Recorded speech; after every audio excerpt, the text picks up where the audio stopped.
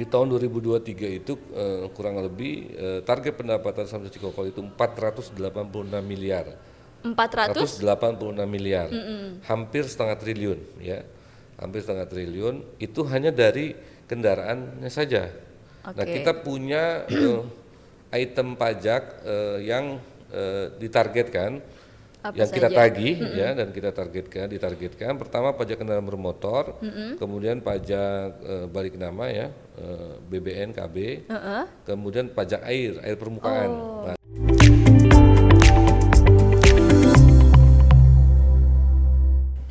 Oke, hari ini tidak seperti biasanya yang di studio. Kita sedang berada di kantor UPTD PPD Cikokol atau biasa kita sebut Samsat Cikokol.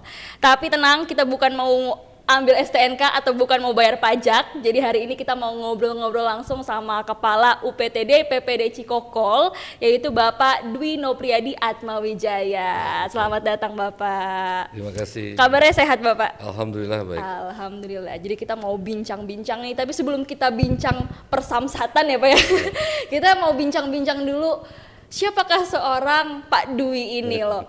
Pak Dwi yang saat ini menjadi Kepala UPTD PPD Cikokol ya Pak. Mungkin bisa diceritakan nih, Bapak nih asalnya orang mana sih, dulu pernah berkuliah di mana, apakah dulu aktif organisasi atau mungkin sampai sekarang masih aktif berorganisasi gitu Pak, sampai saat ini bisa menjadi kepala gitu ya, kepala di kantor Samsat ini. Gimana Pak? Baik, terima kasih Syifa. Mbak Siva. Terima kasih sudah berkunjung, sudah menerima saya melakukan podcast pada siang hari ini. Terkait dengan apa sekilas saya, tentunya saya orang biasa. Saya berangkat dari anak guru. Oh gitu, Ya, anak ibu guru. bapak saya guru, tapi sudah almarhum. Dan kemudian saya ditempanya memang melalui pendidikan. Jadi bukan diberikan materi lah, bukan, tapi diberikannya pendidikan. Ilmu ya Pak ya. Ilmu lah, dipaksa. Betul. Pokoknya anak-anak dari orang tua saya itu harus sekolah begitu. Jadi bukan dikasih materi. Jadi kalau saat saya SMA, teman-teman saya mungkin sudah pada punya mobil dan motor, saya mah tetap naik angkot. Oh gitu ya. Jadi yang penting adalah investasi ilmu ya. Yes, dan saya pada waktu itu mungkin belum tahu apa sih maknanya. Ternyata ya hari ini bisa kita paham betul, sudah tahu betul bahwa ternyata orang tua kita memberikan pendidikan itu gunanya untuk kita ke depan, masa depan kita. Jangka panjang Jangka gitu panjang. Mungkin saya juga memahami bahwa materi itu kapanpun bisa habis. Betul. Tapi pendidikan, ilmu kita, pengalaman kita, jaringan kita itu yang akan bisa membawa kita ke masa depan. Nggak ada habisnya pokoknya. Nggak Nggak ada habisnya. expired ya Nggak ada Pak ya. habisnya, Betul betul. Nah kemudian saya memang aktif juga dari zaman mahasiswa. Karena memang keterbatasan materi begitu kan, saya harus guyup dengan rekan-rekan saya masuk organisasi. Nah organisasi ini kan biasanya kalau punya event-event tuh ada kegiatan ini dikasih makan nasi, ya kan? Gratisan. Jadi ada makan gratisan ya di situ ya. Jadi ya memang rata-rata begitu aktivis. Tapi bukan hanya bab itu, tapi pertemanan kita, jaringan kita, dan ilmu yang kita dapat di luar kuliah itu yang juga bisa menambah wawasan kita.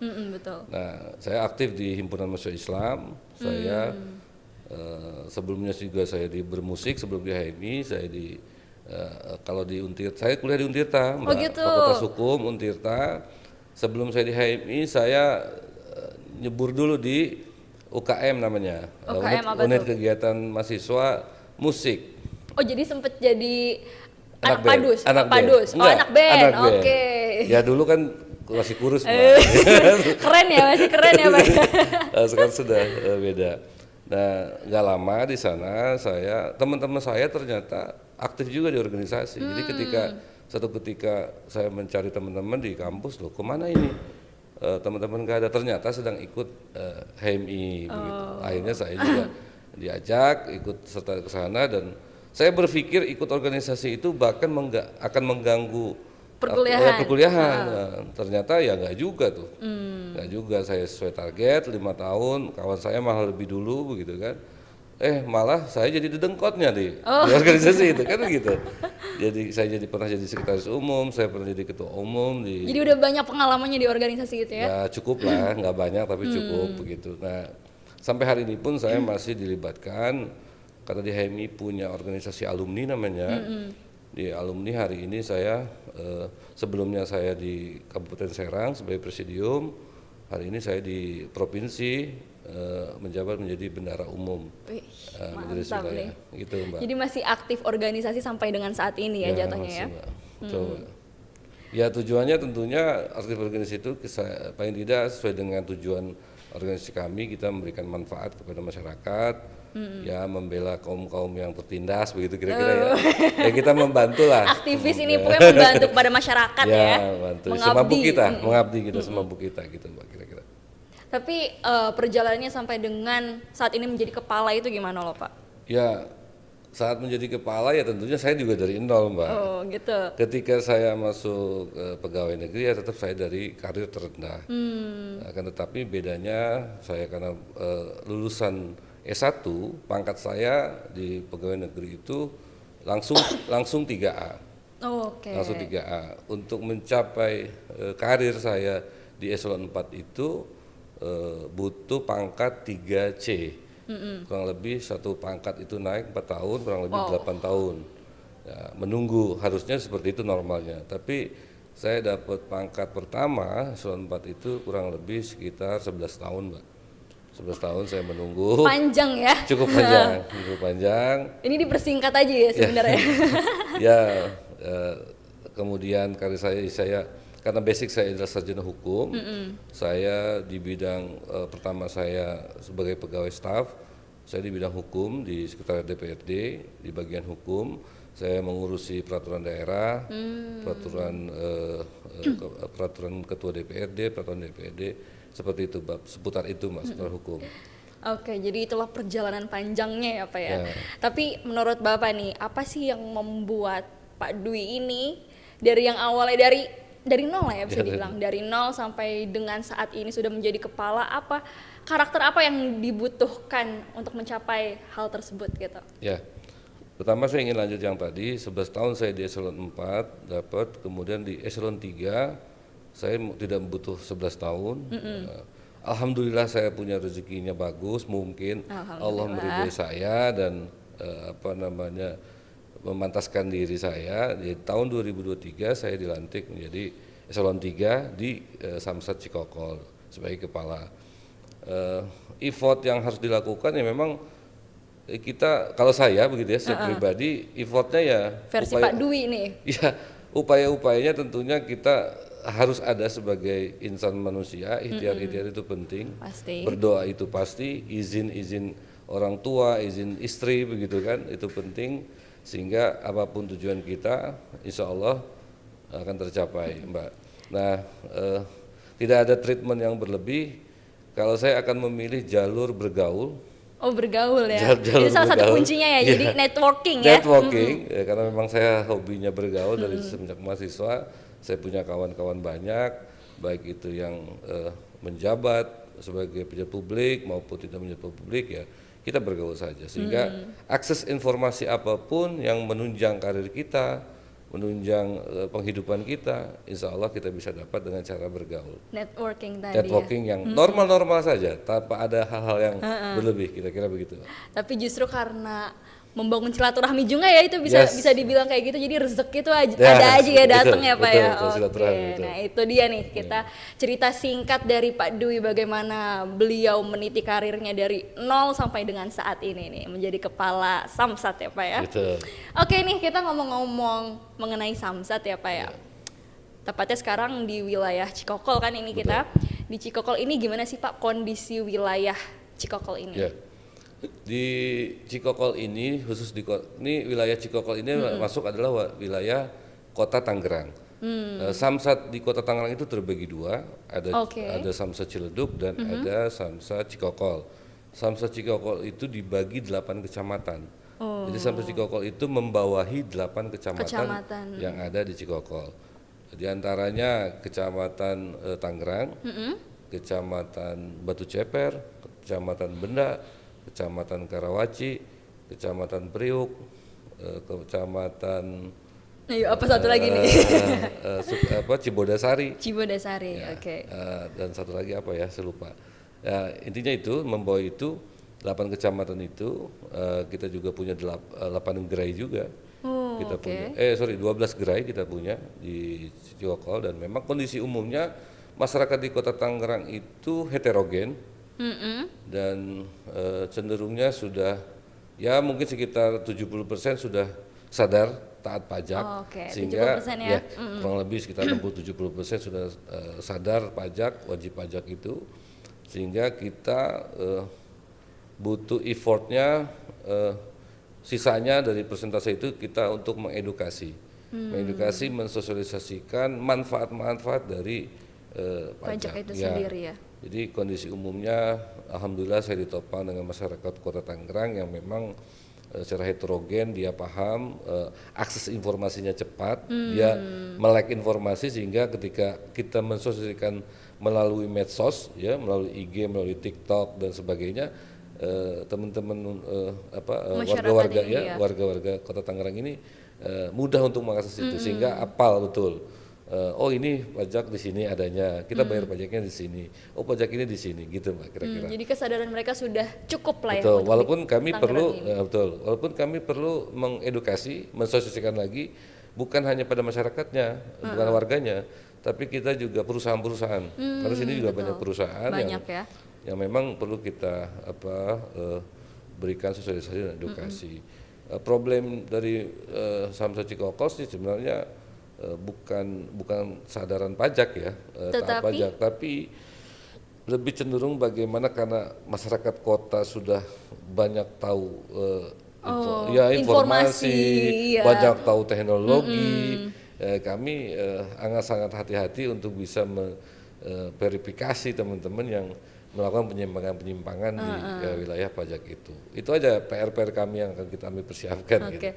Tapi ada masalah lagi gak tuh selain tadi Enggak sih. kendala-kendalanya? Ya kendala-kendalanya sih nggak begitu banyak terkait itu ya. Cuma tadi wilayahnya banyaknya di perusahaan. Karena tunggakan juga seiring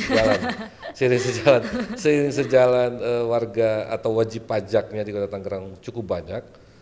Di kita itu wajib pajaknya kurang lebih sekitar 600.000 lebih unit kendaraan yang ada di bawah kami, yang menunggaknya 290. Lumayan ya. Cukup lumayan. Lumayan. Ya, lumayan. Jadi sebanding lah dengan jumlah kendaraan yang banyak itu, sebanding juga. Sebenarnya problem tunggakan itu banyaknya bukan karena dia nggak bayar juga. Akan tetapi Ada juga yang mereka memilih kendaraan ketika sudah dijual, ketika sudah mutasi, dijual ke orang lain, ke daerah lain. Si yang bersangkutan ini wajib pajak tidak menginformasikan ke kita. Ya kan memang tidak ada aturan juga. Tidak aturan kalau si Mbak Siva jual mobil, jual motor ke orang lain, tidak ada kewajiban melapor kan? Iya, betul. Nah, sehingga kita kehilangan jejaknya Jejaknya ya. Dan apalagi tidak ada kewajiban juga melapor Mbak Siva ketika sudah menjual kendaraan. Tidak ada kewajiban Mbak Siva melapor ke Samsat bahwa mobil saya sudah dijual, motor saya sudah dijual. Tolong diblokir, tolong diganti namanya. Kan tidak ada juga aturan. Nah, itu yang menjadi faktor kendala kita. Bukan persoalannya dia tidak, yang wajib yang pertama itu tidak membayar pajak, tapi karena informasi dijual. yang tadi ya. Yes, karena dijual. Oh, itu tadi salah satu masalahnya Ya. yang dihadapi Samsat ini. Saat ini betul. Tapi bicara mengenai program unggulan nih Pak, Ya. apakah ada nih program unggulan dari Samsat Cikokol ini? Ya, program unggulan kami sih yang alhamdulillah beberapa teman-teman di UPT lain, ya saya memang melakukan itu saat pertama saya menjabat sekitar 8 bulan lalu. Saya melihat PR di sini masih banyak karena memang kaitan dengan pendapatan kami, target pendapatan kami. Apa sudah tercapai? Ya, pada tahun lalu target pendapatan kami ketika saya baru masuk di Samsat Cikokol ini, saya kaget juga maksudnya. Wah, saya harus mencari uang kurang lebih hampir 1/2 triliun. Wow. Wah, kan? Kurang lebih harus mencari 1/2 triliun. Nah, treatment apa yang harus saya lakukan untuk mencapai itu? Dan akhirnya menuntut saya untuk berpikir berpikir ya kita kumpul rapat banyak, saya bentuk tim kreatif, saya bentuk tim macam-macam, saya bentuk tim. Segala ada tim kreatifnya ya. Ada tim kreatifnya karena yang untuk kayak seperti podcast begini. Kemudian saya juga harus bikin edukasi melalui video. Betul. Video Karena 1 itu menit. lebih ini ya, Betul. lebih bisa dapet lah kepada Ya, masyarakat gitu dan ya. bisa cepat diakses melalui medsos, status WA dan grup misalnya, itu bisa kita sebarkan. Nah, akhirnya saya bentuk beberapa unggulan, bukan unggulan sih ya, saya pikir, tapi akhirnya ditiru. Dan saya melihat program itu tidak ada juga di UPT lain secara masif. Jadi awalnya di Cikokol nih ya. Saya sih menduganya seperti itu. Saya menduganya seperti itu ya. Kalaupun ada yang mencontoh ya alhamdulillah saja. Saya lakukan dengan untuk mengedukasi itu saya goes to school. Oh gitu. Ya, saya harus melakukan ke sekolah-sekolah. Sekolah-sekolah memang kita ketahui dia tidak mungkin bayar. Iya. Bisa saja nggak mungkin, dia nggak punya uang begitu Iya, kan? betul. Yang punya uang itu adalah orang tuanya. Orang tuanya. Ya kenapa tetap saya lakukan? Pertama tujuan saya adalah mengedukasi. Saya mengedukasi itu bersama pihak kepolisian, pihak Jasara Harja. Satu kita edukasi kepada siswa-siswi itu bahwa safety riding itu penting. Dia harus menggunakan helm dan sebagainya yang memang menjaga keamanan dia dalam berkendara. Itu siswa-siswa wajib ya. Ya, itu tugasnya Jasara Harja. Makanya saya kita libatkan karena kaitan dengan asuransi kecelakaan. Nah, di kami notif saja. Kami sifatnya menotifikasi kepada siswa-siswi agar ketika pulang ke rumah nanti, disampaikan ke orang tuanya. Jadi nitip ya ke anaknya. Iya, jadi saya menotifikasi kepada siswa-siswinya ketika pulang ke rumah nanti, ketika tahu bahwa didata, oh belum bayar pajak, dia sampaikan ke orang tuanya. Waduh, ini belum bayar pajak nih Pak, Bu, kan gitu. Jadi biar ngingetin ke orang tuanya ya. Gitu, ngingetin notifikasi. Dan selain itu juga kami juga ada bentuk kreativitas dengan kami juga tidak hanya mengedukasi, kita ada door prize, kita ada gitu mas, segala ada door prize-nya ya. Door prize dan pertanyaan. Ini door prize-nya kalau apa nih? Ya biasa tumbler gitu kan. Ya yang ringan-ringan saja, yang sifatnya dan yang penting kita mengedukasi. Seperti kita kasih pertanyaan, apa sih manfaat pajak, apa sih itu pajak, ya sehingga kita mengedukasi siswa-siswi, mereka paham, mereka paham terhadap apa tugas-tugas pemerintah dalam hal pajak kendaraan bermotor. Itu yang pertama. Itu salah satunya ya. Goes to school kita. Kemudian goes to kampus juga kita lakukan. Oh jadi kampus juga. Ya, kampus juga. Ya kampus pasti ada yang punya uang, ada yang nggak punya uang gitu kan. Tapi paling tidak tugas kami adalah mengedukasi dan menotifikasi.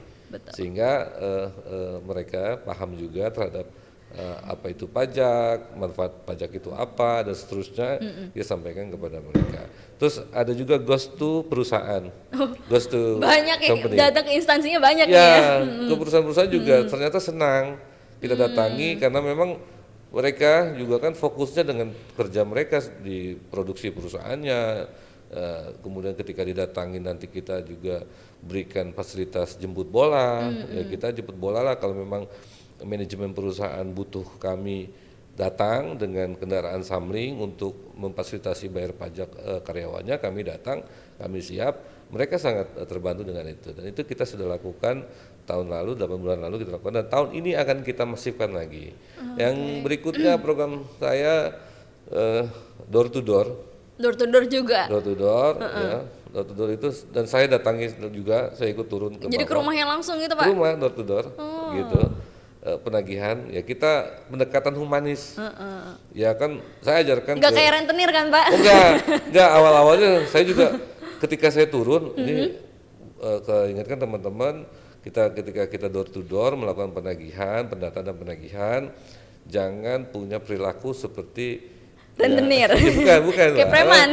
Apa namanya itu yang suka leasing motor itu seperti Mattel. Jangan, saya bilang perilaku itu jangan ditunjukkan di masyarakat kita, karena kita mau menagih pajak. Kita harus humanis, kita harus humanis menghadapi warga dan kita harus paham betul, kita edukasi betul masyarakat dengan baik, saya bilang. Nah, saya contohkan, saya ikut turun, begini loh cara menagih, begini loh. Ya memang dinamika di lapangan warna-warni ya. Ada yang tidak ingin merasa keberatan, ada yang welcome, ada yang ketakutan dulu, ya seperti itu dah. Jadi banyak gitu. ya, jadi Banyak. respon masyarakat tuh bervariasi Iya, ya. berwarna, betul. Jadi tapi program itu tidak lain untuk kita sebenarnya lebih dekat dengan masyarakat, menjelaskan lebih dekat kepada masyarakat bahwa kami itu bukan hanya sebatas menagih uang saja untuk bayar pajak, tapi kita juga ingin menginformasikan loh. Contoh misalnya ada program relaksasi nanti Bapak Ibu di HUT Banten misalnya, Begitu. ya program relaksasi bebas denda, gitu kan. Bapak Ibu gunakan manfaat itu sebaik-baiknya gitu kan, silakan datang gitu kan. Nah, jadi pentingnya itu masyarakat jangan kemudian underestimate. Memang banyak masyarakat kita, sebagian yang 30% itu mungkin underestimate karena melihat contoh dari oknum-oknum.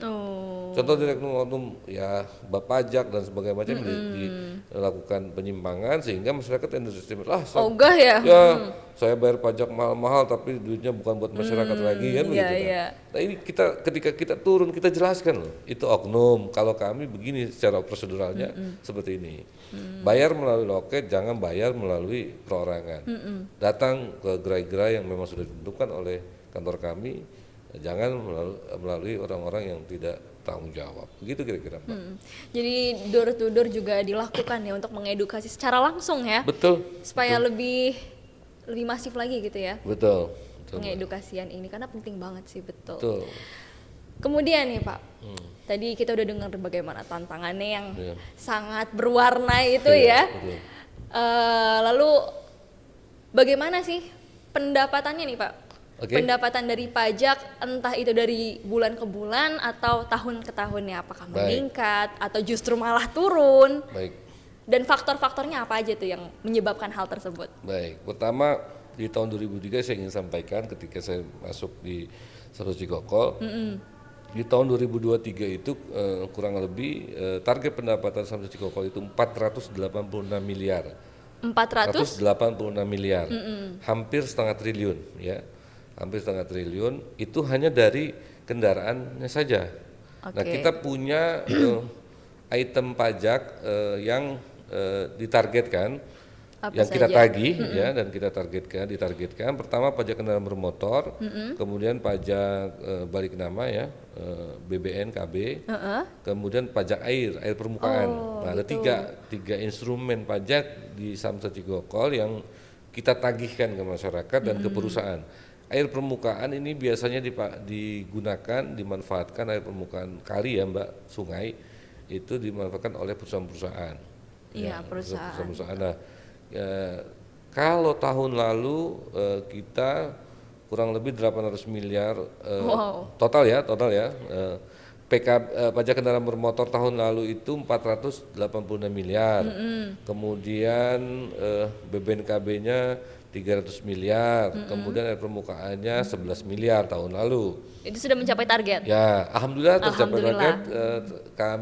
target kami kurang lebih 103. Oh. 103%. Melebihi ya berarti Melebihi 103%, Mbak. Nah, tahun ini kami naik. Kami naik pajak kendaraan bermotor yang semula 486 miliar, sekarang naik menjadi 508 miliar. Artinya setengah triliun nih ya. lebih. Kemudian BBNKB-nya, balik nama kendaraan bermotornya 349 miliar. Air permukaannya 10 miliar 300 juta. Kenapa turun dari 11 miliar? Karena memang ada yang bangkrut, Mbak. Perusahaan ini bangkrut sehingga ya tidak menjadi potensi lagi. Akhirnya loss potensi kami kita buang dalam catatan kami. Jadi kita turun ya dia. Tapi kami juga diberi tugas untuk mencari potensi lagi.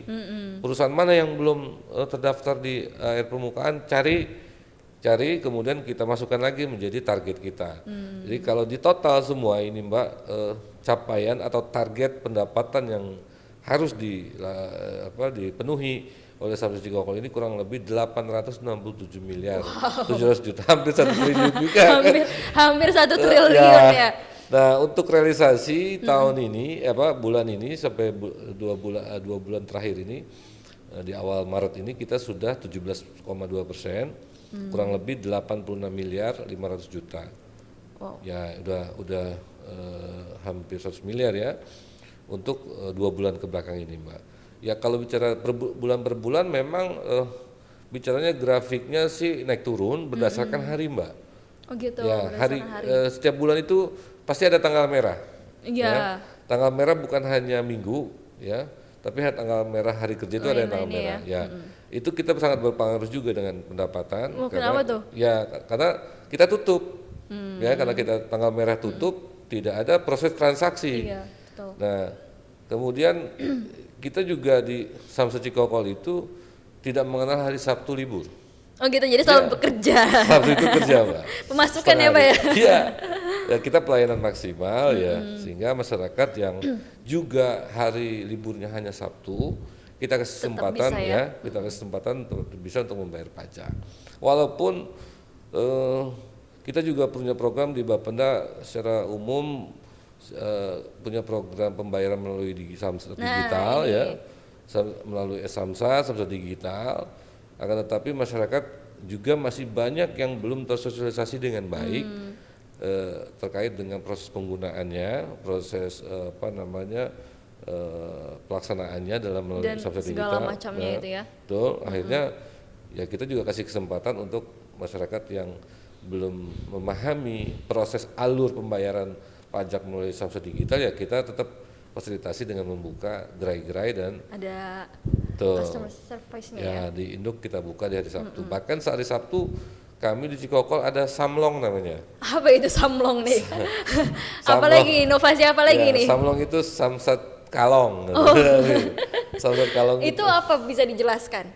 Ya itu kita fasilitasi ke masyarakat di malam hari, dari sore sampai malam hari sampai Oh jam. makanya namanya kalong ya? Kalong. Ada sampai malam. Ya hari Sabtu harusnya kita sudah tidak bekerja, tapi sampai malam kita masih bekerja melayani masyarakat wajib pajak, melayani bagi masyarakat yang mau bayar pajak, mangga di malam hari pun ada kami. Titiknya, Ada ya. Titiknya, nah ini buat titiknya masyarakat kami nih. di Pasar Lama. Di Pasar Lama Hanya di situ Tangerang. aja atau masih Ya, ada titik-titik di situ lain? aja. Di situ aja. Samlong di situ karena pusat keramaian di Kota Tangerang yang dari mana kecamatan yang 8 kecamatan tadi, pusat keramaiannya ada di Pasar Lama. Karena di situ Pasar Lama pusat kuliner. Iya. Oh iya betul Pusat ya. kuliner. Pusat kuliner ya, Ya, rame. jadi kalau malam-malam bagi warga yang membawa anak dan keluarganya, yang pacaran dengan pacarnya, begitu kan, itu pasti makannya di situ. Makanya di situ. Ya. Jadi sekalian buka standnya di situ Betul. ya. bahkan tahun lalu saya selain hanya kita gelar samling tadi, kita kasih event akustik sehingga menyedot pengunjung ketika ke Samlong, ini apa ini kan rame kan begitu Ayo kan. Pak bayar pajaknya Yes, gitu ya. gitu, itu Menarik betul. ini ya, Betul, menarik masyarakat ya. betul. Nah, kemudian inovasi lain saya juga sempat tahun lalu saya buat duta pajak Samsat Cikokol. Duta pajak itu kayak mahasiswa-mahasiswa Ya. gitu ya, volunteer ya. Ya volunteer, tapi saya gunakan manfaatkan staf kami yang ada di sini, perempuan dan laki-lakinya. Iya. Karena kalau dari luar kan kita berbayar. Iya betul ya. Kalau dari Berarti yang staff- ada-ada aja lah ya. Dari staff sendiri ya personil ya yang ada aja yang punya good looking, skill public Public speaking-nya. public speaking-nya bagus begitu kan. Ya kemudian ya kita tunjuk dia untuk jadi duta pajak. Duta pajak. Kita tempatkan di mall di Mall Tang City ya untuk menyebarkan brosur-brosur.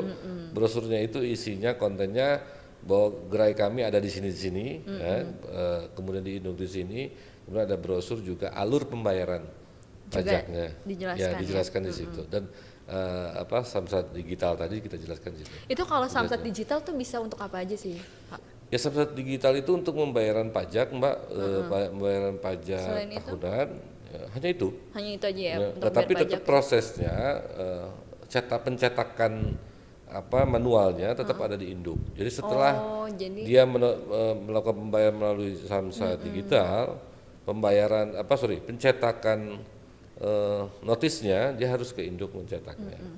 Dan bisa juga menunggu diantar oleh kantor pos dengan menunggu 3 hari kurang lebih. oh bisa diantar juga nih berarti ya. Bisa diantar. Yang lagi sibuk mungkin Betul. kan. Bisa diantar dengan menunggu waktu kurang lebih 3 hari sampai seminggu ya mungkin ya. Bisa juga dia kalau ingin cepat setelah dia bayar samsat digital melalui pembayaran saldo digital, yang bersangkutan langsung datang ke induk di Samsat induk langsung minta dicetakin. Itu bisa Mbak. Oke, Gitu. kemudian ada lagi gak nih inovasi-inovasi yang dilakukan Ya Samsat Cikokol mungkin ini? tahun ini saya belum terrealisasi tahun lalu bahwa duta pajak ini bukan hanya di bukan hanya di mall dan di titik pusat keramaian kuliner tadi, tapi nanti saya ingin tahun ini mudah-mudahan bisa terlaksana Amin. dengan sarana dan penunjang dan anggaran. Saya ingin tempat duta-duta pajak itu atau semua staf saya berserta saya. Oh nggak gitu, apa-apa. rame ya berarti ya? Ya beserta saya juga harus turun. Ikut meramaikan ya Pak? Ya, saya harus ikut merasakan Kondisi kerja-kerja lapangan teman-teman, kondisi di lapangan, dan saya senang begitu. Sebagai pemimpin jangan hanya duduk di kursi meja saja, di balik meja, pemimpin juga saya harus ikut turun. Saya ingin tahun ini mudah-mudahan tercapai yang dulu saya tercapai. Saya ingin datang ke titik-titik Indomaret Alfa yang ada di 8 kecamatan. Wah, banyak dong Pak itu. Iya. Banyak banget dong. Ya, iya banyak sehingga Out of the box banget loh ini. Indomaret loh. ya sebenarnya banyak yang memang juga punya, cuman pelaksananya saja. Kalau ide itu memang kan banyak Mbak, gagasan. Iya. Kadang orang yang malas tuh melaksanakannya. Teknis Kita di ini- lapangannya itu yang repot ya. Betul. Ya memang banyak, ada berapa Alfamart dan Indomaret yang ada di 8 kecamatan itu. Saya ingin di situ teman-teman stay ya barang 1 jam 2 jam di waktu-waktu yang ramai, karena masyarakat sekitar itu lebih senang datang nggak ke mall gitu ketika di hari-hari biasa, dan lain dia lebih dekat dia belanja ke Alfamart, ke Indo, Indomaret. Alfa, Nah, iya. sehingga kita sangat sangat cepat memberikan informasi melalui media itu. Karena paling sering didatangi Datangi, pengunjung ya. betul gitu. Betul. Pengunjung, karena ya pengganti mall ya Alfamart dan Indomaret. Iya, ya, jadi dua-dua itu deh. Kalau nggak ada di Indo di Alfa Ya gitu. gitu. Nah kita sambil kita mengedukasi sebentar, kita kasih brosur, kita notifikasi mereka wajib pajak agar segera membayar pajak. Kan pasti ada yang bawa mobil, ada yang bawa motor, Betul. gitu. Ya ketika lebih meriahnya lagi kita akan berikan treatmentnya dengan door prize misalnya. Oh iya, ada door prize juga. Boleh cek dong Bapak Ibu udah bayar pajak belum? Ya nilai kami kan, oh boleh, lihat STNK-nya, wah udah bayar Ibu. Pak, sebagai bentuk apresiasi kami atau pajak kita akan berikan Tupperware. Tupperware, tumbler dan sebagainya. Bagi yang belum ya wayahnya harus segera bayar pajak. Ini notisnya kita tahan dulu kan gitu. Banyak lah treatmentnya Mbak. Nah itu mudah-mudahan tahun ini bisa kita lakukan. Amin. Dan teman-teman dan penunjangnya juga kita mudah-mudahan bisa dimudahkan lah. Amin ya. Ya. Nah ini terkait sarana prasarana Ya. dan juga SDM, bagaimana nih kondisinya Ya. di Cikokol? Ini yang krusial buat saya. Oke. Ya, kalau bicara jujur, ya saya juga kadang-kadang nggak habis pikir gitu. Dan ini saya Kenapa juga, nih?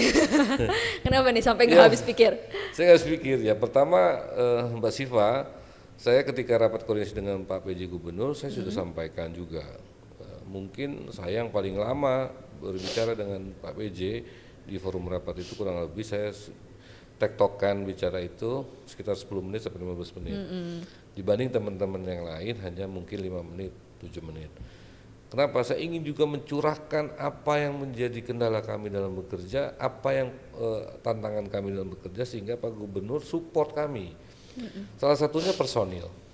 Oke, personil. Ya, personil. Dengan 3 instrumen pendapatan yang harus ditarget oleh pemerintah Provinsi Banten, personil kami itu dirasa kurang. Memangnya ada berapa sekarang?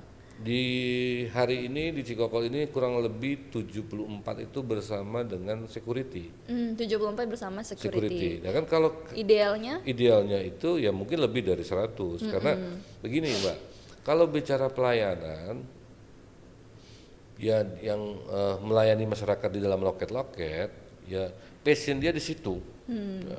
Kan setiap orang punya passion Betul, ya kan. betul.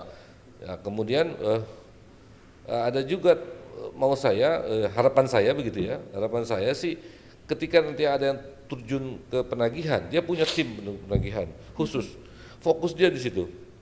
Kita kasih pelatihan, kita kasih pembinaan, bintek begitu ya, sehingga tugas dia adalah melakukan pendataan.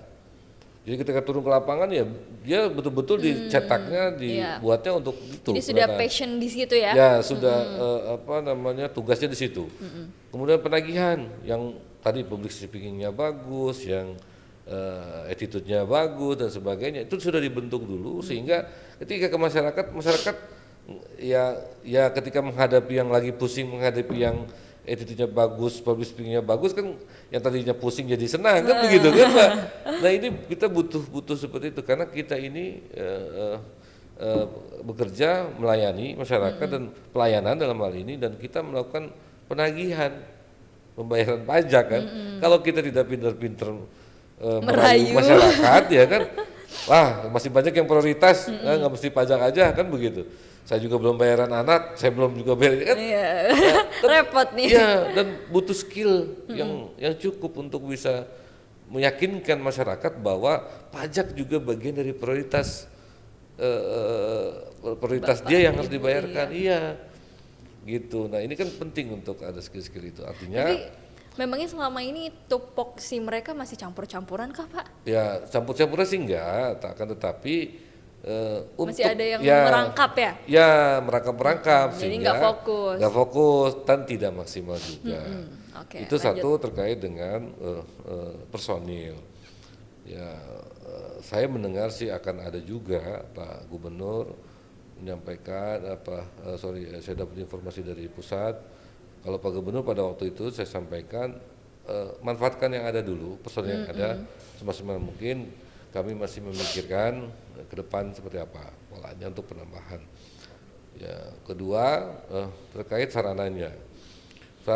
Sarana penunjang yang saya nggak habis pikir tadi Mbak. Kenapa nih? Ya kita ini kan apa namanya lembaga atau instansi yang menarik uang, mencari uang, menagih uang pajak di masyarakat. Betul. Ya, sampai kurang lebih kita cari kita Sampai tagih. setengah triliun lah. Ya kalau di kami setengah triliun. Kalau total sebanten ini kan 10 triliunan. Pak. Ya kan 10 triliunan. Nah, kemudian kalau sarana penunjangnya tidak memadai, kalau sarana penunjangnya tidak disupport secara maksimal juga, ya saya pikir nggak ketemu ruang lingkup kerja yang baik. Gitu. Kenapa saya bilang begitu? Karena kita ini pemerintah. Pemerintah itu adalah berbasis anggaran. Ya, kalau pemerintah bekerja berbasis anggaran. Kalau yang tidak berbasis anggaran namanya relawan. Ya kan? Volunteer. Kan begitu. Ya, pokoknya Anda bekerja berdasarkan passion Anda dan kesukaan Anda terhadap figur, kesukaan Anda terhadap sebuah tujuan, akhirnya dia rela tidak dibayar. Volunteer kan begitu. Tapi ketika orang bekerja di pemerintahan kan pasti semua ingin dapat salary, dapat honor, dapat apresiasi, dapat reward, kan begitu kan? Oke. Nah, tentunya berbasisnya apa? Anggaran. Anggaran. Lah kalau kemudian bekerja tidak ada anggaran, ya namanya relawan. Kan begitu kan? Nah, artinya saya berharap dengan instansi kami di Bapenda ini yang juga mencari berjibaku untuk mencapai target pendapatan dan PAD itu senilai 10 triliun kurang lebih begitu kan, ya kami ingin juga para pemimpin kami di atas terbuka akan itu. Artinya coba perhatikan ketika kami berjibaku mencari anggaran pemenuhan PAD, ya penuhi sarana penunjangnya, penuhi program-programnya, sehingga tugas-tugas kami juga tidak kebingungan di bawah gitu Mbak. Loh, ada yang bilang kan sudah dibayar tukin dan kinerja dan insentif begitu kan. Ya, apakah insentif dan tukin itu untuk membiayai program kegiatan? Kan tidak. Itu rewardnya. Oke. Ya kan? Berarti selama ini apa masih dirasa kurang gitu ya? Ya, kalau menurut saya sarana penunjangnya untuk program kegiatan di lapangan kami rasa kurang. Kami rasa kurang. Kenapa? Ini sudah kalau di kami sudah rahasia umum ya di kami ya, di kita. Tapi ya kita namanya juga staf juga, namanya juga kita pegawai. Berapapun kami yang diberikan oleh pimpinan, kita akan lakukan semaksimal mungkin. Nah, dan itu juga saya sampaikan di hadapan Pak PJ Gubernur pada waktu 2003 kami ditambahkan di akhir tahun Pak kurang lebih 24 miliar untuk dari 486 ditambahkan 24 miliar kan kurang lebih 500 Iya, miliar juga 500 miliar. dengan waktu yang singkat, dengan ini yang singkat. Ya, saya menyampaikan kita akan ikhtiar, walaupun waktu yang singkat ini kami sudah menghitung kita hanya tercapai di angka 97% pada waktu itu. Akan tapi dengan upaya-upaya yang kuat, program-program yang inovasi yang ini ya, alhamdulillah kita bisa tercapai. Nah, artinya ya kita samina wa ta'na, perintah pimpinan anggarannya segitu ya sudah kita jalankan segitu. Ya semaksimal mungkin. Semaksimal Ya. mungkin ya. Tapi juga kami juga berharapnya sih tercapai. Tapi kalau tidak tercapai mau apa lagi? Begitu. Ya, jadi tapi yang menjadi catatan besar adalah sarana penunjang itu penting. Program kegiatan itu penting berbasis anggaran. Kata kuncinya kita ini di pemerintahan adalah berbasis anggaran. Kuncinya di anggaran berarti Ya, berbasis anggaran, Mbak.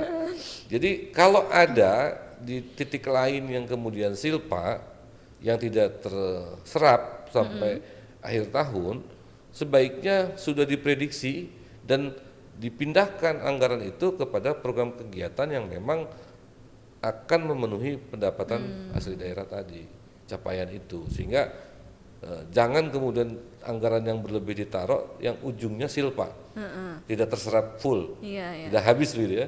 Nah, kalau memang ditaruh di situ bakalnya habis ngapain? Bakalnya tidak habis ngapain? Kan tidak Sayang terpakai ya. uangnya ya. Mending dipindah kepada yang jelas-jelas program kegiatan Yang bisa di yang pasti habis, serap yang ya. kemudian menunjang pendapatan asli daerah betul, kita. betul.